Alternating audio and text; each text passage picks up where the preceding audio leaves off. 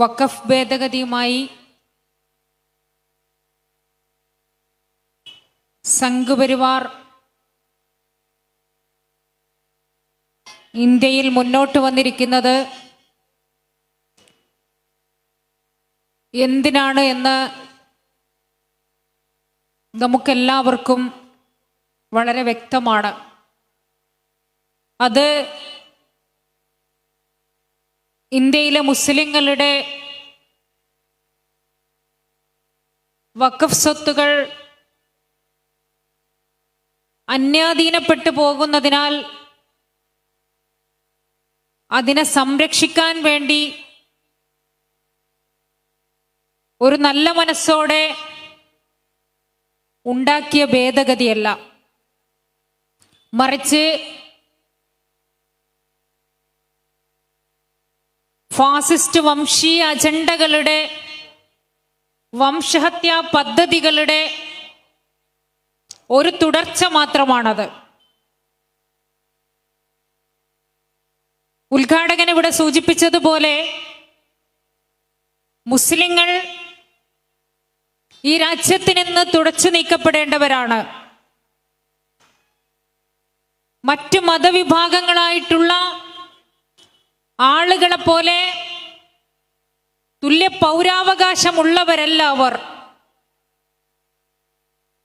അവർ ഈ രാജ്യത്ത് ജീവിക്കുന്നുണ്ടെങ്കിൽ തന്നെ ഒരു രണ്ടാംകിട പൗരന്മാരായിട്ട് ജീവിച്ചു കൊള്ളണം എന്നിങ്ങനെ RSSന്റെ വംശീയ അജണ്ടയിൽ ഉത്ഭവിക്കുന്ന ഒരുപാട് നിയമങ്ങളും ഭേദഗതികളും ഒക്കെയാണ് കഴിഞ്ഞ കുറെ വർഷങ്ങളായി നമ്മൾ കണ്ടുകൊണ്ടിരിക്കുന്നത്. അതിൻ്റെ ഒരു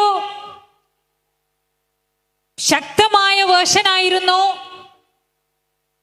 പൗരത്വ ഭേദഗതി നിയമത്തിലൂടെ നമ്മൾ കണ്ടത്. പക്ഷെ അന്ന് രാജ്യം ഭരിച്ചുകൊണ്ടിരിക്കുന്ന സംഘപരിവാർ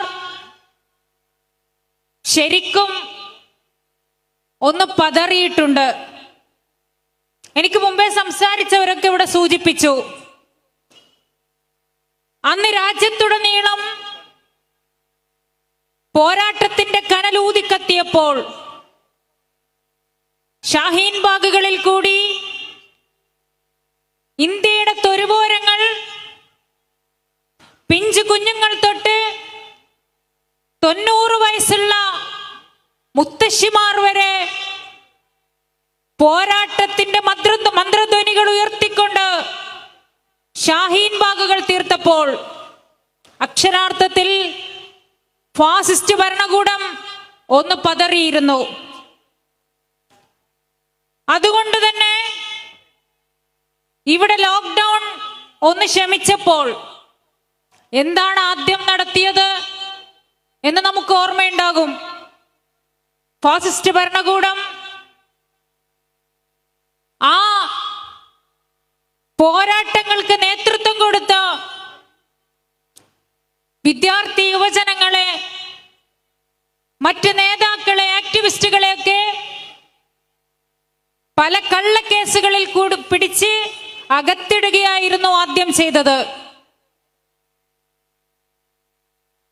ഒരുപാട് യുവ നേതാക്കളും ആക്ടിവിസ്റ്റുകളുമൊക്കെ അങ്ങനെ കള്ളക്കേസുകളിൽ പെട്ട് ഇന്നും ഇന്ത്യ രാജ്യത്ത് ജയിലറകളിൽ കഴിയുന്നുണ്ട്.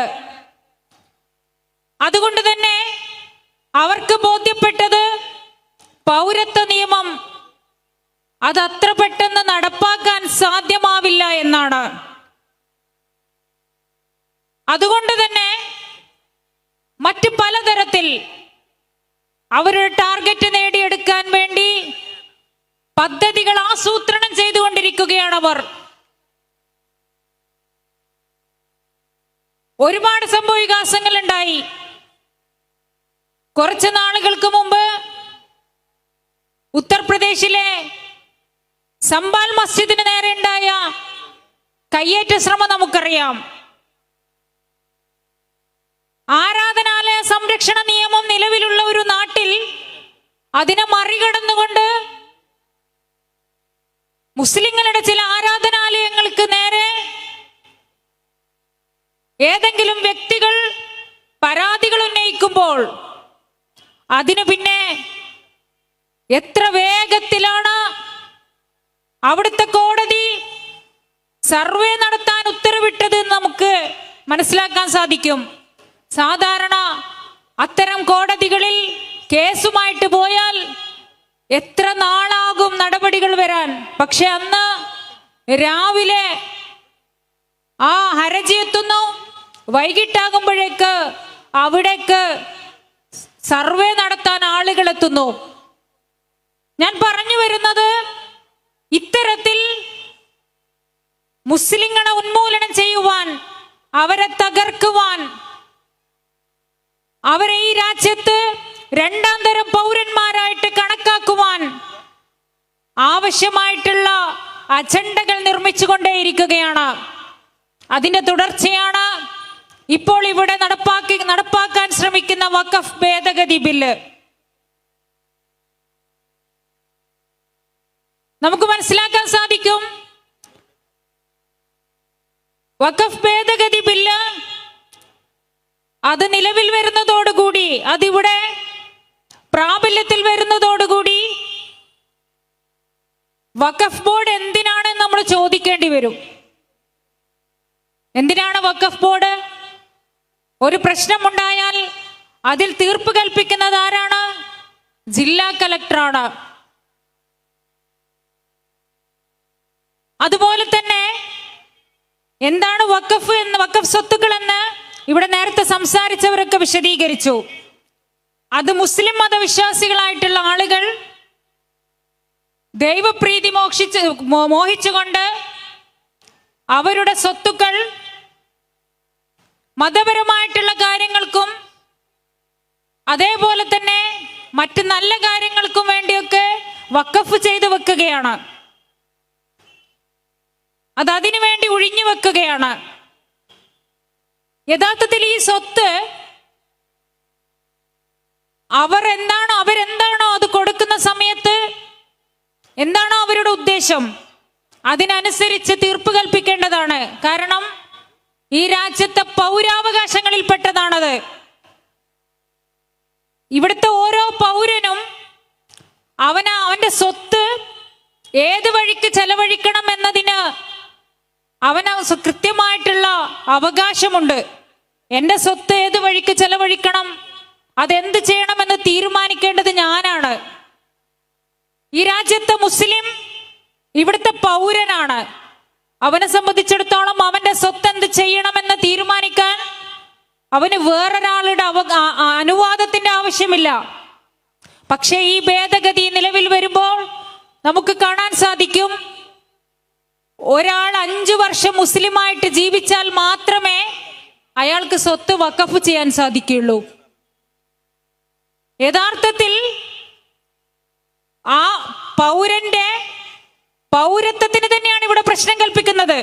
പൗരാവകാശങ്ങൾ നിഷേധിക്കുന്നതിലൂടെ മറ്റ് പൗരന്മാരെ പോലുള്ള തുല്യ അവകാശങ്ങൾ ഉള്ളവനല്ലവൻ എന്ന് സ്ഥാപിച്ചെടുക്കുമ്പോ അവന്റെ പൗരത്വത്തിന് തന്നെയാണ് ഇവിടെ പ്രശ്നമുണ്ടാക്കുന്നത്. അതായത് പൗരത്വ ഭേദഗതി ബില്ലിന്റെ ആ അജണ്ടകളുടെ ഒരു തുടർച്ച തന്നെയാണ് ഇതുമെന്ന് നമുക്ക് മനസ്സിലാക്കാൻ സാധിക്കും. അപ്പൊ മുസ്ലിങ്ങളെ സാമ്പത്തികമായിട്ട് തകർക്കുക, ക്ഷയിപ്പിക്കുക, അവരുടെ ശക്തി ഇല്ലാതാക്കുക എന്ന് പറയുന്നത് ഈ വംശീയ അജണ്ടയുടെ ഒരു മാർഗമായിട്ട് നമുക്ക് കാണാൻ സാധിക്കും. ഇതുപോലെ തന്നെ പല ഘട്ടങ്ങളിൽ, ഇന്ത്യയിൽ പല ഘട്ടങ്ങളിൽ മുസ്ലിങ്ങൾക്ക് നേരെ വംശീയ ആക്രമണങ്ങൾ നടന്ന സന്ദർഭങ്ങളിലൊക്കെ അവരുടെ സ്വത്തുക്കൾക്ക് നേരെ കയ്യേറ്റ ശ്രമങ്ങൾ ഉണ്ടായിട്ടുണ്ട്. വളരെ ആസൂത്രിതമായിട്ട് അവരുടെ സ്വത്തുക്കൾ ഇല്ലാതാക്കുവാൻ അല്ലെങ്കിൽ അവരുടെ സാമ്പത്തിക ശേഷി തകർക്കാനുള്ള ശ്രമങ്ങൾ ഉണ്ടായിട്ടുണ്ട്. ഇതിന്റെ ഒരു ഭാഗമായിക്കൊണ്ട് തന്നെയാണ് ഈ വഖഫ് ഭേദഗതി ബില്ലും നമ്മൾ മനസ്സിലാക്കേണ്ടത്. ഇതിന് സമാനമായിക്കൊണ്ട് എനിക്ക് ഉദ്ധരിക്കാൻ സാധിക്കുന്ന ഒരു സംഗതി ഹിറ്റ്ലറിന്റെ ചരിത്രത്തിൽ നിന്നാണ്. 1938 ഏപ്രിൽ 26 പ്രാബല്യത്തിൽ വന്ന ഹിറ്റ്ലറിന്റെ ഒരു ഉത്തരവുണ്ട്. ഹിറ്റ്ലറിന്റെ ഭരണകൂടത്തിന്റെ ഒരു ഉത്തരവുണ്ട്. അതായത് ജൂത ഉടമസ്ഥതയിലുള്ള മുഴുവൻ സ്വത്തും റിപ്പോർട്ട് ചെയ്യുന്നതിനുള്ള ഉത്തരവ് എന്നാണ് ആ ഉത്തരവ് അറിയപ്പെടുന്നത്. ആ ഉത്തരവ് അനുസരിച്ച് അത് പ്രാബല്യത്തിൽ വന്നപ്പോൾ എല്ലാ ജൂതന്മാരും 5000 റീച്ച് മാർക്കിൽ കൂടുതലുള്ള മൂല്യമുള്ള ഏതെങ്കിലും വസ്തു അവരുടെ കയ്യിലുണ്ടെങ്കിൽ, അതെന്തൊക്കെയാണെന്ന് പറഞ്ഞാൽ അവരുടെ ഫർണിച്ചറുകൾ അതിൽപ്പെടും, അതുപോലെ തന്നെ അവരുടെ വീട്ടിലുള്ള മറ്റ് കാര്യങ്ങൾ, പെയിന്റിങ്ങുകളാണെങ്കിൽ അത്, അല്ലെങ്കിൽ ലൈഫ് ഇൻഷുറൻസ് പോലുള്ള അത്തരത്തിലുള്ള സംഗതികൾ വരെ രജിസ്റ്റർ ചെയ്യേണ്ടതുണ്ട്. അവരുടെ മൊത്തം ആസ്തികൾ രജിസ്റ്റർ ചെയ്യാൻ വേണ്ടിയിട്ട് കൽപ്പിക്കുകയാണ്. എന്തിനാണ് അങ്ങനെ ചെയ്യുന്നത്? ഒരു വ്യക്തിയെ സംബന്ധിച്ചിടത്തോളം പരമ്പരാഗതമായിട്ട് കൈമാറ്റം ചെയ്യപ്പെട്ട് കിട്ടിയ പല സ്വത്തുക്കളും ഉണ്ടാകും. അതിനൊക്കെ ചിലപ്പോ അടിയാധാരം ചോദിച്ചാൽ അവർക്ക് നൽകാൻ സാധിക്കുകയില്ല. മറിച്ച് ഭരണകൂടം ഇതെല്ലാം രജിസ്റ്റർ ചെയ്യണമെന്ന് പറയുമ്പോൾ അതിലൂടെ ആ ഭരണകൂടം ഉത്തരവിടുന്ന എന്താണ്? ഭരണകൂടം തന്നെ ആ സമൂഹത്തിന്റെ കൂട്ടത്തിന്റെ സ്വത്ത് കൊള്ള ചെയ്യാൻ വേണ്ടിയുള്ള തീരുമാനം എടുക്കുകയാണ്. യഥാർത്ഥത്തിൽ അതിന് സമാനമായിട്ടുള്ള ഒരു സംഗതിയാണ് വഖഫ് ഭേദഗതി ബില്ലിലൂടെ ഇവിടെ നടപ്പാകാനിരിക്കുന്നത് എന്ന് നമ്മൾ മനസ്സിലാക്കേണ്ടതുണ്ട്. അതായത് ഇവിടെ ഈ രീതിയിൽ എന്തെങ്കിലും പ്രശ്നങ്ങൾ ഉന്നയിക്കപ്പെട്ടാൽ, യഥാർത്ഥത്തിൽ തന്നെ ഇന്ത്യയിലെ മുസ്ലിങ്ങളുടെ വഖഫ് സ്വത്തില് വലിയ കയ്യേറ്റങ്ങൾ നടന്നിട്ടുണ്ട്. സച്ചാർ കമ്മിറ്റി റിപ്പോർട്ടിലൊക്കെ പറയുന്നത് ഭരണകൂടം തന്നെയാണ് അതിൽ ധാരാളം കയ്യേറ്റം നടത്തിയിട്ടുള്ളത് എന്നാണ്. അപ്പൊ അത്തരത്തിൽ കയ്യേറ്റം നടത്തിയിട്ടുള്ള ആ വഖഫ് സ്വത്ത് അത് മുഴുവൻ സർക്കാരിന്റെ ഒരു നിയന്ത്രണത്തിൽ വരികയാണ്.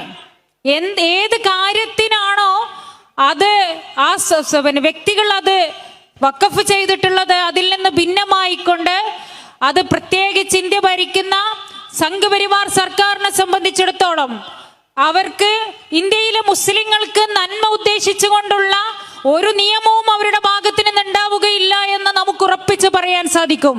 അപ്പൊ ആ അടിസ്ഥാനത്തിൽ മാത്രമല്ല, നിങ്ങൾ അതിലുള്ള ഒരു ഇത് നിങ്ങൾ കാണേണ്ടതാണ്, ഒരു ക്ലോസ് കാണേണ്ടതാണ്. അതായത് വഖഫ് ബോർഡില് അതിന്റെ മെമ്പർമാരിൽ എന്ത് ചെയ്യാണ്, മുസ്ലിങ്ങളല്ലാത്തവരെ കൂടി ഉൾപ്പെടുത്താൻ അംഗീകാരം കൊടുക്കുകയാണ്, അല്ലെങ്കിൽ ഉൾപ്പെടുത്തണം എന്ന് പറയുകയാണ്. എന്തിനാണ് മുസ്ലിം സമൂഹത്തിന്റെ സ്വത്തുക്കൾ കൈകാര്യം ചെയ്യുന്ന ഒരു ബോർഡിൽ മുസ്ലിങ്ങളല്ലാത്ത സമൂഹങ്ങളെ കൂടി ഉൾപ്പെടുത്തണം എന്ന് പറയുന്നത് എന്തിനാണ്? അവിടെ തന്നെ എന്തുണ്ട്? അത് യഥാർത്ഥത്തിൽ നല്ല ലക്ഷ്യത്തിന് വേണ്ടിയല്ല ഇത്തരം ഭേദഗതികൾ കൊണ്ടുവരുന്നത് എന്നതിന്റെ ഒരു തെളിവാണത്. മറിച്ച് ആ മുസ്ലിങ്ങളുടെ കയ്യിലുള്ള വഖഫ് സ്വത്തുക്കൾ കൂടി ഭരണകൂടത്തിൻ്റെതാക്കി, അതായത് സംഘപരിവാർ സർക്കാരിന്റെ നേരിട്ടുള്ള കയ്യേറ്റത്തിന് വേണ്ടി വഴിവെക്കുന്നതാണത്. അപ്പൊ ഇത്തരം ഇതിലൂടെ നേരത്തെ നമ്മൾ ബാബരി മസ്ജിദിനെ കുറിച്ച് പറഞ്ഞു. ബാബരി മസ്ജിദ് തകർക്കാൻ വേണ്ടി നടത്തിയ കർസേവയെ കുറിച്ച് പറഞ്ഞു. ഇനി എന്താ നടക്കാനിരിക്കുന്നത് എന്ന് സംബൽ മസ്ജിദിന്റെ ഒക്കെ പശ്ചാത്തലത്തിൽ നമ്മൾ ഓർമ്മിക്കേണ്ടതാണ്, നമ്മൾ ആലോചിക്കേണ്ടതാണ്. ഇനി മുസ്ലിങ്ങളുടെ ആരാധനാലയങ്ങളുടെ നേരെ ഇതുപോലെ വഖഫ് സ്വത്തുക്കൾ കയ്യേറാൻ വേണ്ടി കർസേവകൾ നടത്തുകയും ആ കർസേവ ഭരണകൂടത്തിന്റെ നിയമാനുസൃതമായിട്ടുള്ള കർസേവയായിട്ട് മാറുകയും അതിനെതിരെ നിയമ നടപടികളുമായിട്ട് പോകാൻ പോലും മുസ്ലിങ്ങൾക്ക് സാധിക്കാത്തൊരവസ്ഥയാണ് ഉണ്ടാവുക. അപ്പൊ ഇത്രയും അപകടകരമായിട്ടുള്ള ഒരു തീരുമാനമാണ് വഖഫ് ഭേദഗതി ബില്ലിൽ കൂടി സംഘപരിവാർ സർക്കാർ ലക്ഷ്യമിടുന്നത്. അതുകൊണ്ട് തന്നെ അതിനെ എതിർക്കുക എന്ന് പറയുന്നത് ഇന്ത്യയിലെ മുസ്ലിങ്ങളുടെ മാത്രമല്ല, ഇന്ത്യൻ ഭരണഘടനയെ ബഹുമാനിക്കുന്ന, ഇന്ത്യൻ ഭരണഘടനയെ മാനിക്കുന്ന ഓരോ ഇന്ത്യൻ പൗരന്റെയും അവന്റെ ഒരു ബാധ്യതയായിട്ടാണ് നമ്മൾ കാണേണ്ടത്. നമുക്ക് പറയുവാനുള്ളത്, ഇന്നിവിടെ ഈ റാലിയും അതുപോലെ തന്നെ വഖഫ് സംരക്ഷണ സമ്മേളനവും ഒക്കെ വെൽഫെയർ പാർട്ടി സംഘടിപ്പിച്ചിരിക്കുന്നത് ഇത്തരം വംശീയ അജണ്ടകളുമായിട്ട്, ഇത്തരം മനുഷ്യരെ പറ്റിക്കുന്ന ബില്ലുകളുമായിട്ട് സംഘപരിവാർ വരുമ്പോ അതിനെ അംഗീകരിച്ചുകൊണ്ട് മുട്ടിലിഴഞ്ഞുകൊണ്ട് തല കുനിച്ചു കൊടുക്കാനല്ല വെൽഫെയർ പാർട്ടി തീരുമാനിച്ചിട്ടുള്ളത് എന്നതിന്റെ വ്യക്തമായ പ്രഖ്യാപനമാണ്. നമുക്ക് പറയാനുള്ളത്, നിങ്ങൾ പണ്ട് നക്കിയ ആ ചരിത്രപ്രസിദ്ധമായ ഷൂ ഉണ്ടല്ലോ, ആ ഷൂവിന്റെ ഉടമസ്ഥരെ ഇവിടുന്ന് കെട്ടുകെട്ടിക്കുവാൻ, ഈ രാജ്യത്ത് നിന്ന് കെട്ടുകെട്ടിക്കുവാൻ ഈ രാജ്യത്തെ ജനതക്ക് സാധിച്ചിട്ടുണ്ടെങ്കിൽ, ഇവിടുത്തെ ജനാധിപത്യ പോരാട്ടങ്ങൾക്ക് സാധിച്ചിട്ടുണ്ടെങ്കിൽ, തീർച്ചയായും വെൽഫെയർ പാർട്ടിക്ക് പറയാനുള്ളത്, ഈ ജനത നിങ്ങളുടെ ഇത്തരം കുതന്ത്രങ്ങളെ തിരിച്ചറിയുകയും ഭരണഘടനയ്ക്ക് തന്നെ വിരുദ്ധമായിട്ടുള്ള ഇത്തരം നീക്കങ്ങളെ ചെറുത്തു തോൽപ്പിക്കുകയും ചെയ്യും. ആ പോരാട്ടത്തിൽ വെൽഫെയർ പാർട്ടി മുന്നിലുണ്ടാകുമെന്ന് മാത്രം പറഞ്ഞുകൊണ്ട് ഈ പരിപാടിയിൽ എന്റെ വാക്കുകൾ ഞാൻ അവസാനിപ്പിക്കുന്നു. നന്ദി. ജയ് വെൽഫെയർ പാർട്ടി. നന്ദി.